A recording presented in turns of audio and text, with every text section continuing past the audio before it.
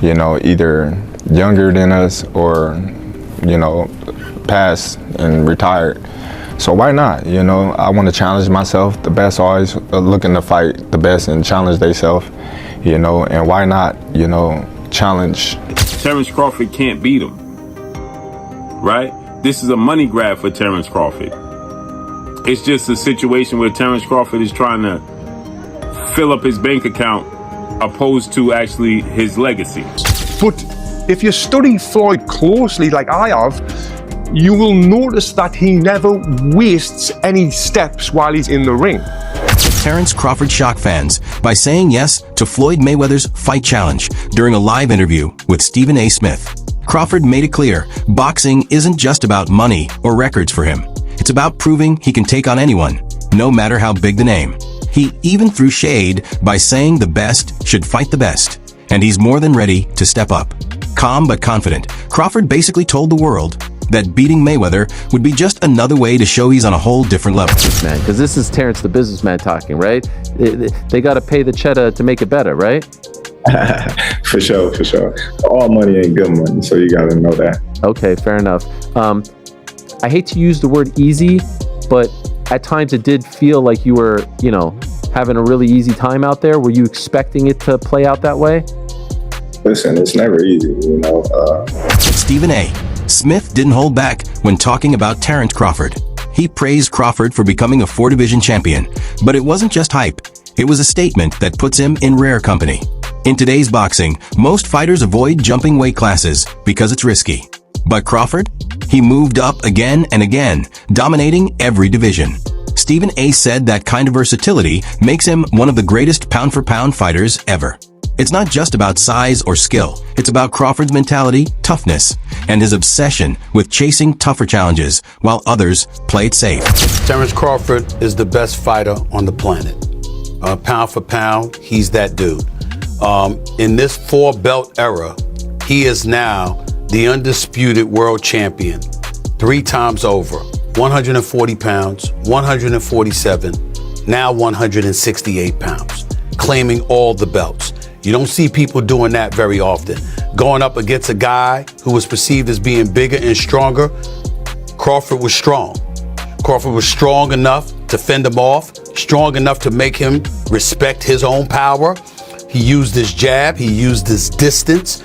He had poise in the ring, he wasn't rattled. He backed up and moved when necessary and kept us different. He exchanged enough to gain respect when necessary.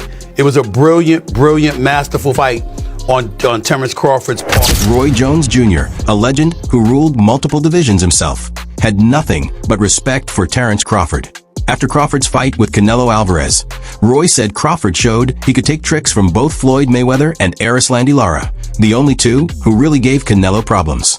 But here's the catch. Crawford didn't just copy them. He took their best moves and made them his own. That's what makes him dangerous. He's not just a fighter. He's a student of the game who adapts on the spot. Roy flat out said this is what separates Crawford from most boxers, who stick to one style and get exposed by elite opponents. As Canelo Alvarez has been a great fighter his whole career, people like Erislandy Lara gave you the blueprint on how to beat him. People like Floyd Mayweather also gave you the blueprint on how to beat him. But Bud is more fierce, more fearsome and more angrier and more meaner than both of those guys. So you know if they showed you the blueprint, Bud gonna go out there and take that blueprint and do even more with it, which is what Bud did.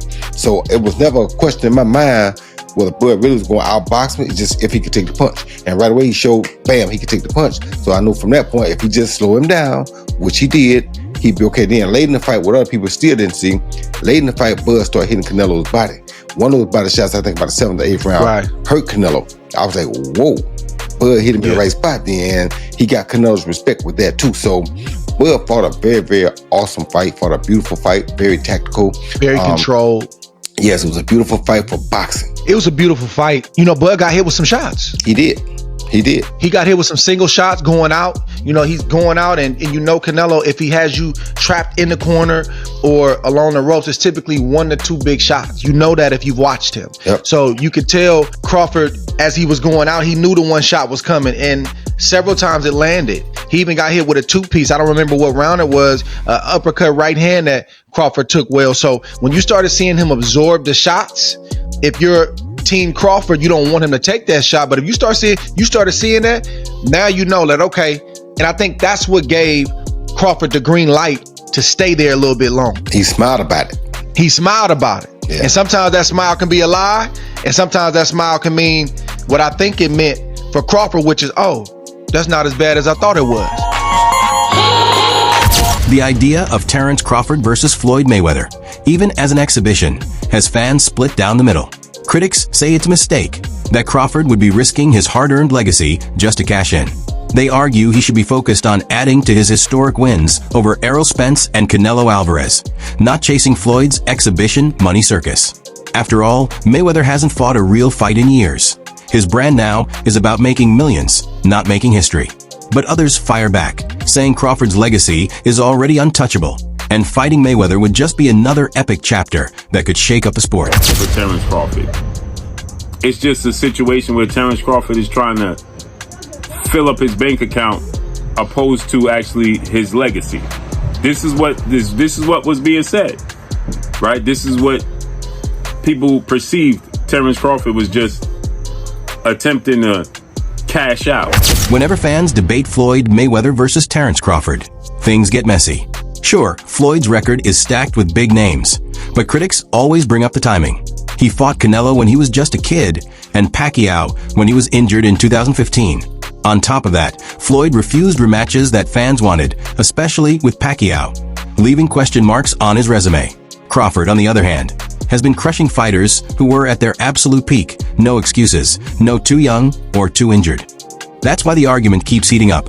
Was Floyd's 50-0 about pure skill or about perfect timing and cherry picking? Floyd Mayweather is still greater than Terence Crawford. We need to really talk about this now. A lot of you guys are putting Crawford a bit too high. If you want to say Crawford could beat Floyd, I'm more open to that conversation. But when you're lining up the careers, I'm going to say Floyd every time. While they're both 5 division, Bud has become 3-time undisputed, but he's only fought 10 world champions to Floyd's 25 world champions. You can't take away the 5 division, 3-time undisputed. In terms of accolades, yeah, he probably gets the nod over Floyd. I say their accolades are about relative, considering Floyd Mayweather won Fighter of the Decade as well. But when you get to the resumes, Pacquiao, Oscar, Canelo, Cotto, Mosley, Castillo, Marquez, Zab, Gotti, Hatton, and Corley. There's probably way more people that this guy just didn't name. And then when you get to Bud's resume, not saying it's just bad, but the only names that's really worth mentioning is going to be Spence and Canelo. It's not a knock on Bud. Bud was not able to make those fights early on in his career. But I got to tell you guys what it is.